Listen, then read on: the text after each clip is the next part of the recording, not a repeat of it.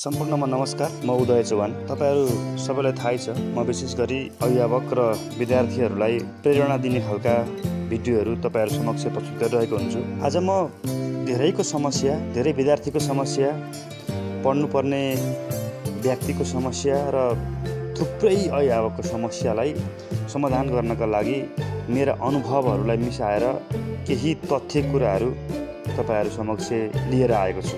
हामी सबैको समस्या पढेको कुरा बिर्सिहालिन्छ। आज पढो फेरि भोलि बिर्सिन्छ, फेरि भोलि अर्को पढो फेरि अर्को बिर्सिन्छ। यो सबै समस्या चाहिँ कसरी हुन्छ, के कारणले हुन्छ भन्ने कुरा हामी सामान्य यो मनोवैज्ञानिक तरिकाबाट आज म यहाँ तपाईहरु समक्ष समाधान कसरी गर्न सकिन्छ जस्ता सबै कुराहरूलाई विशेष गरी चर्चा गर्ने गरी उपस्थित भएको छु। हामी पढिरहन्छौँ, हामी पढेका कुराहरूलाई हामीले याद गर्न एकछिन गर्छौँ, त्यसपछि बिर्सिन्छौँ। यो समस्या सायद सबैको समस्या नै हो, तर यो समस्या के कारणले हुन्छ भन्ने कुराको खास हामीले कुरा बुझ्यौँ भनेदेखि त्यो समस्याबाट हामी छुटकारा पाउन सकिन्छ। पहिलो कुरा त पढ्ने व्यक्तिले सम्झिनु पर्यो आफूलाई कि मैले किन पढ्ने, केका लागि पढ्ने। परीक्षामा पास हुनको लागि पढ्दैछु या सरले होमवर्क दिएको कुरालाई पढ्दैछु, यो कुरा आफूलाई बुझ्नु पर्यो। त्यति बुझेपछि उसलाई अटोमेटिकल्ली एक खालको पढाइप्रति सकारात्मक धारणा विकास हुन्छ। पढाइप्रति सकारात्मक भावना जाग्नु भनेको नै पढ्नको लागि प्रेरित हुनु हो। प्रेरणा छैन भनेदेखि जतिसुकै हामीले पढ्यौँ भने पनि त्यसले कुनै अर्थ राख्दैन। हामी सुरुमा जुनै पनि काम गर्दाखेरि त्यो कामप्रति हामी प्रेरित हुनु पर्यो। हामीमा त्यो काम गर्न उत्प्रेरणा जाग्नु पर्यो। जस्तै धेरै विद्यार्थीहरूले गर्ने एक्टिभिटिज कस्तो हुन्छ भने एक्जामको 7 दिन अगाडि 3 दिन अगाडिदेखि पढ्न सुरु हुन्छ। त्यो बेलामा उसले जति पनि पढ्छ सबै कुरा प्रायः उसको दिमागमा पस्छ। कारण के, उसको एक्जामको उसलाई डर छ। मैले पढिनँ भने म एक्जाममा पछि फेल हुन्छु भन्ने डर छ। त्यसैले उसले एकदमै मन लगाएर पढ्छ।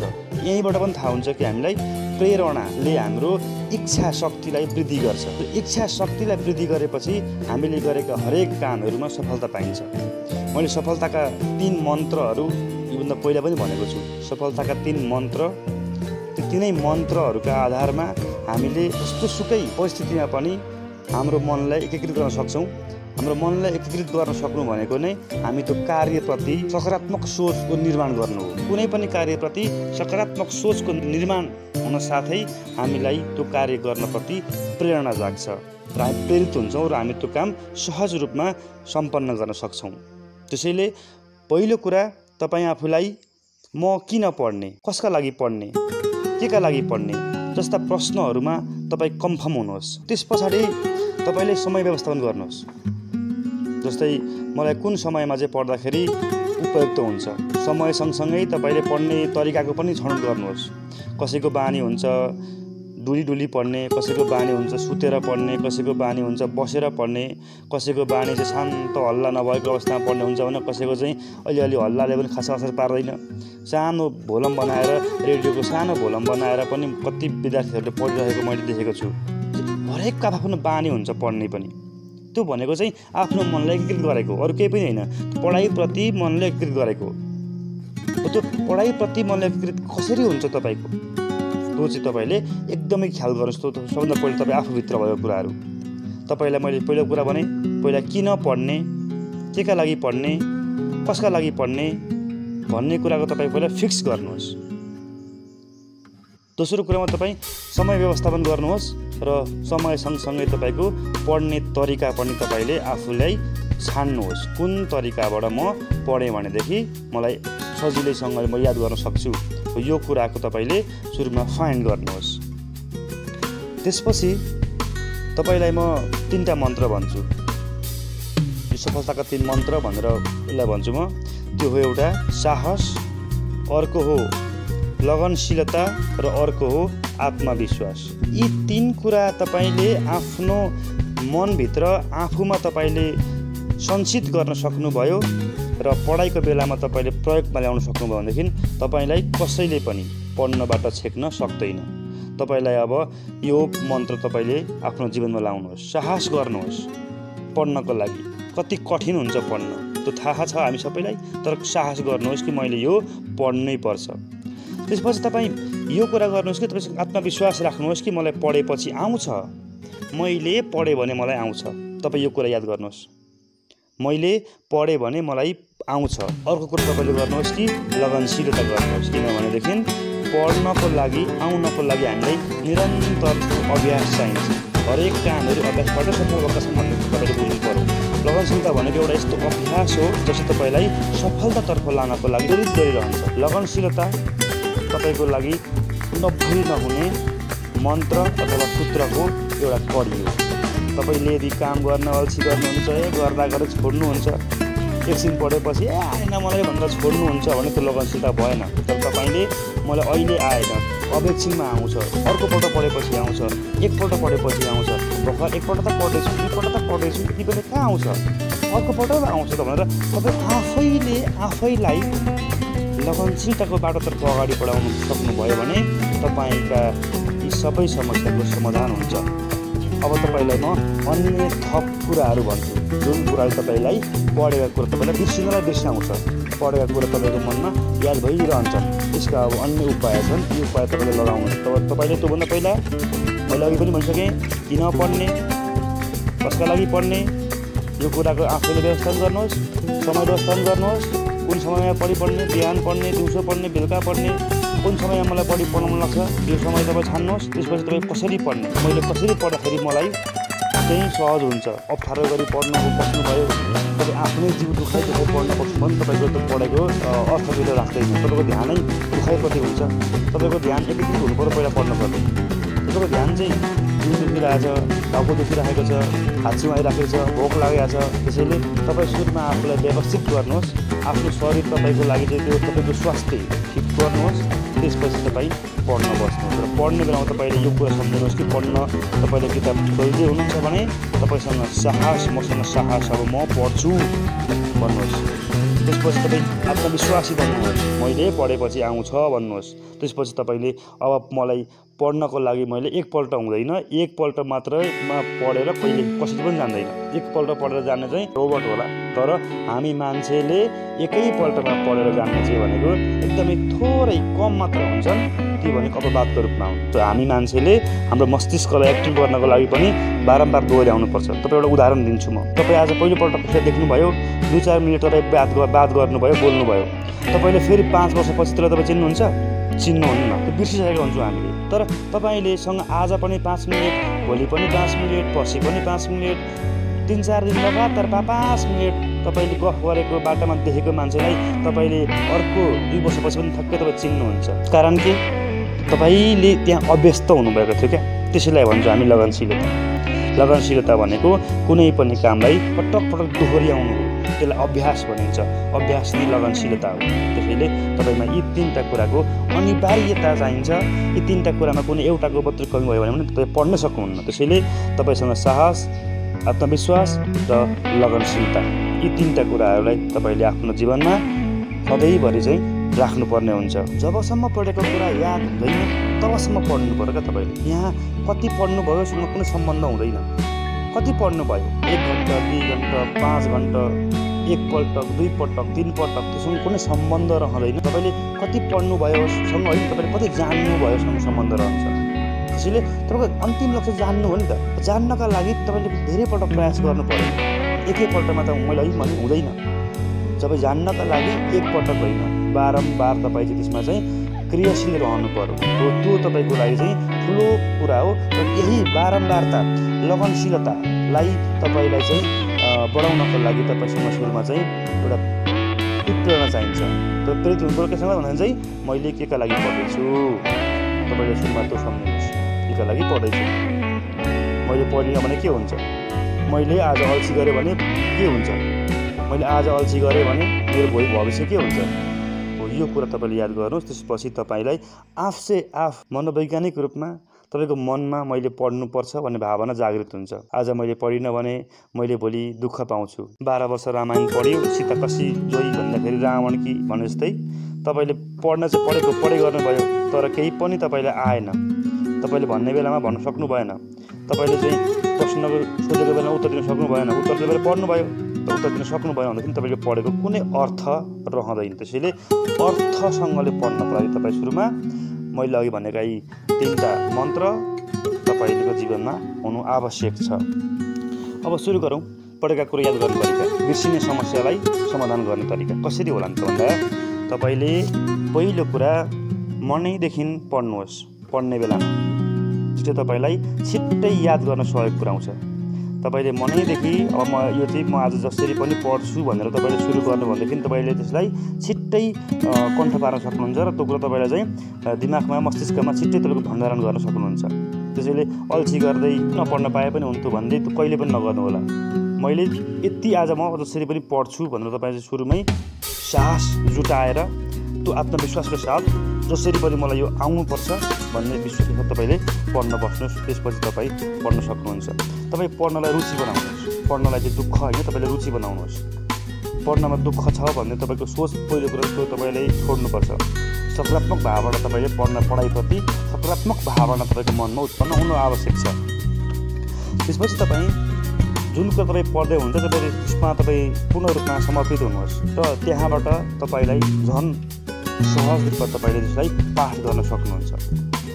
त्यसपछि तपाईँले अर्को जान्नै पर्ने कुरो गर्नै पर्ने कुरो चाहिँ तपाईँलाई के छ भने बिर्सिने समस्या समाधानका निम्ति तपाईँले पहिला नै एउटा योजना बनाउनुहोस् कि मनमा नै म यो काम सकेर यो काम गर्छु भन्छ। हो यस्तै गरी तपाईँले पढ्दाखेरि पनि म यो पढेपछि यो आउँछ मलाई, त्यसपछि यो सक्छु भनेर तपाईँले सुरुमा चाहिँ त्यो हेर्नुहोस्। अब आउँ मुख्य आजको खास विषयवस्तुतर्फ जुन तपाईँलाई म आज भन्न गइरहेको छु। तपाईँको बिर्सिने बानीलाई पूर्ण रूपमा अन्त्य गर्नको लागि यी उपायहरू अपनाउनुहोस्। नम्बर 1 मा छ सक्रिय रूपमा पढ्नुहोस्। तपाईँ पढ्दाखेरि केवल त्यो शब्दहरू मात्रै पढ्ने होइन क्या। तपाईँहरूले शब्द तपाईँलाई पढ्दाखेरि कुनै शब्द यदि आएन भनेदेखि त्यो शब्दको अर्थ के हो त्यसलाई खोज्नुहोस्। त्यहाँबाट तपाईँलाई पढ्नको लागि थप हौसला प्राप्त हुन्छ। तपाईँले आफ्नो पढ्ने कुराहरूलाई नोट गर्नुहोस्। हाइलाइट गर्नुहोस्। पढ्ने बेलामा जहिले पनि तपाईँको हातमा एउटा पेन्सिल अथवा हाइलाइटर अथवा चाहिँ साइन पेन अथवा चाहिँ डट पेन त्यो हुनु आवश्यक छ। जसले तपाईँको हातलाई त्यसले एक्टिभ गरिरहेको हुन्छ।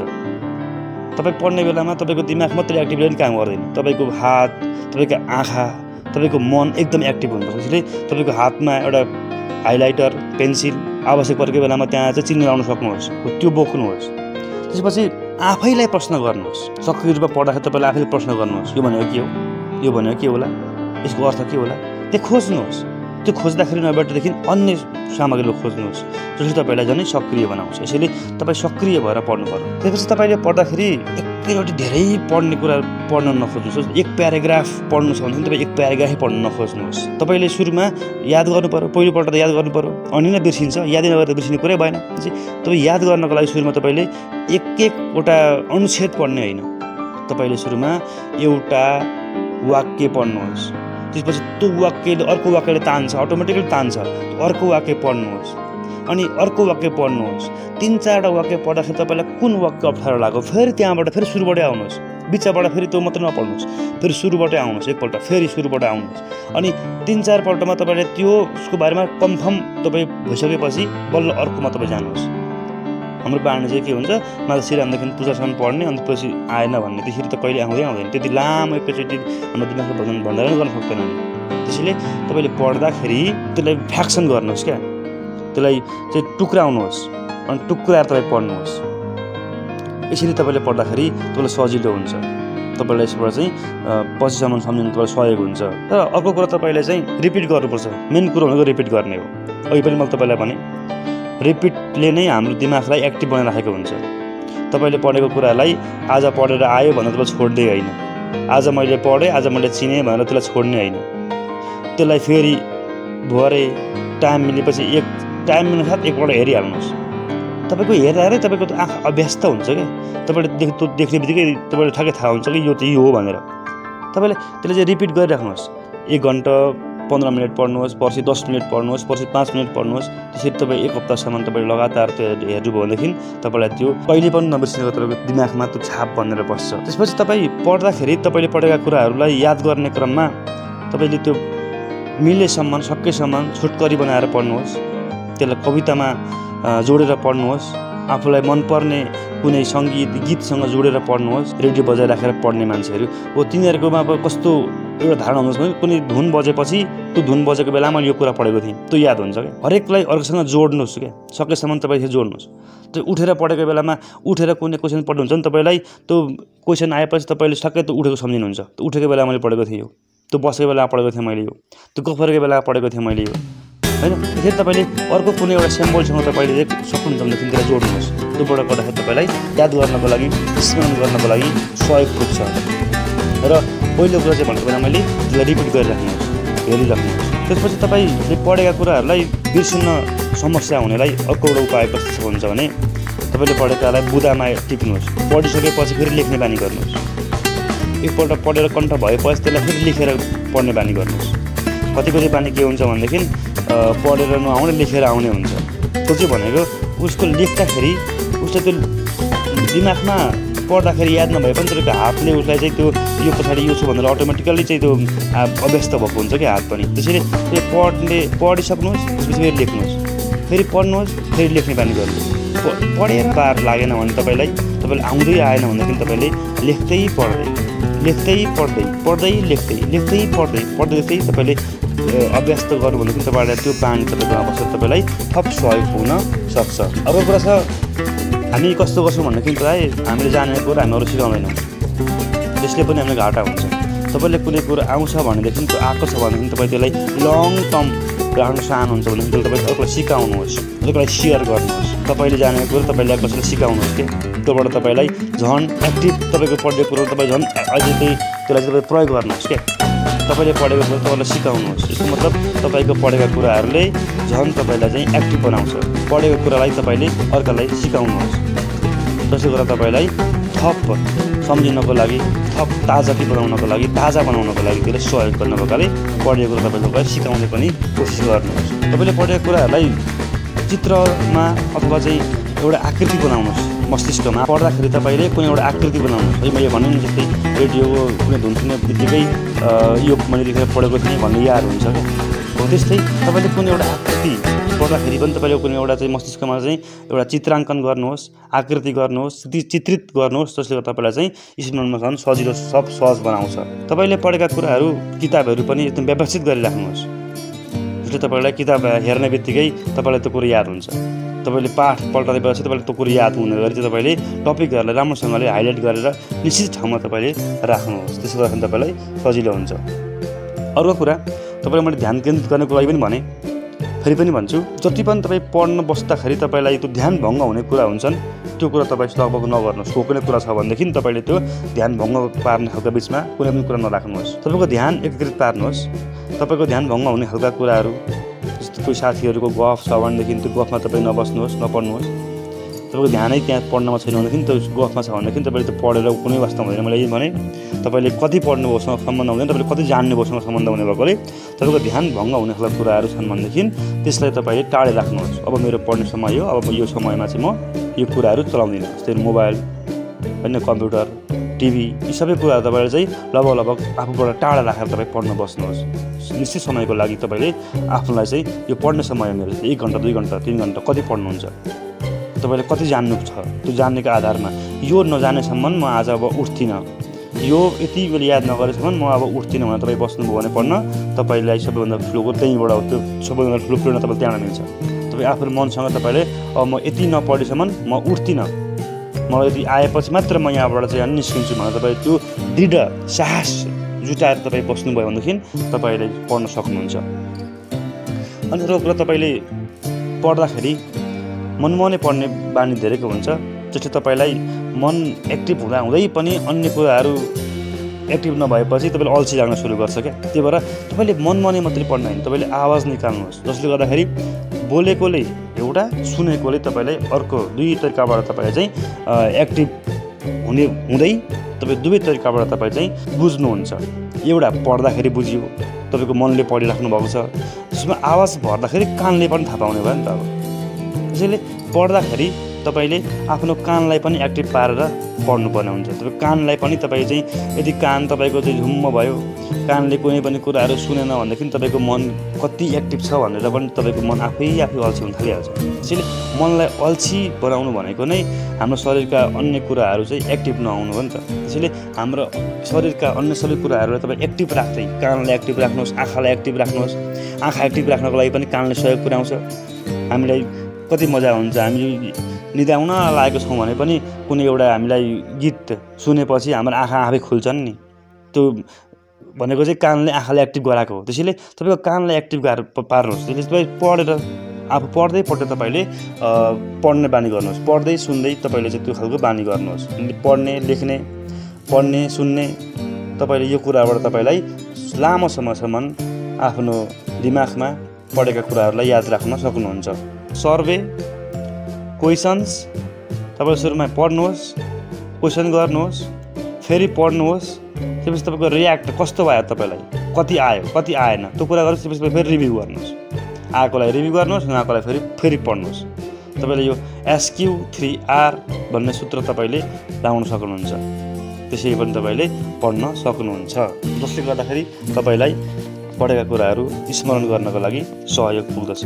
आशा छ तपाईँलाई आजको भिडियोले केही सहयोग पक्कै पनि गरौँ होला भन्दै बिदा हुन्छु। धन्यवाद।